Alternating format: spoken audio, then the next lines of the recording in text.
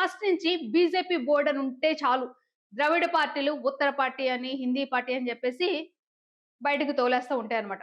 అన్నమలై ఎంత కష్టపడినా సరే, ఆ ఒక్క బీజేపీ లేబుల్ అని ఉండడం వల్ల పోలింగ్ పర్సెంట్ అయితే పెరిగింది తప్ప, అక్కడ గెలుపనేది సాధించుకోలేకపోయారు. అంటే ఇక్కడనే అర్థమవ్వాలి మనకి, తమిళ ప్రాంతంలో తమిళ పార్టీలు తప్ప బయట పార్టీలు గెలవడం అనేది అసాధ్యం.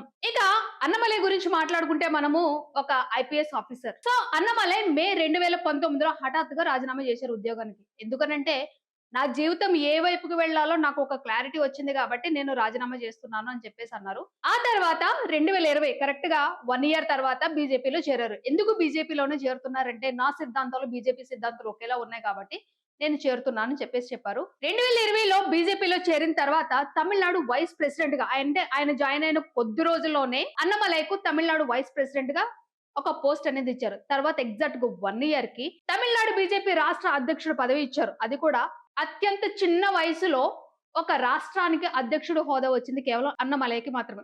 ఇక్కడ ఈ పాయింట్ కూడా ఎవరైతే బీజేపీలో అండ్ కూటమిలో కొంతమంది ఉన్నారో వాళ్ళకి నచ్చలేదు. ఎందుకంటే మేము ఇంతకాలం నుంచి ఉన్నాము.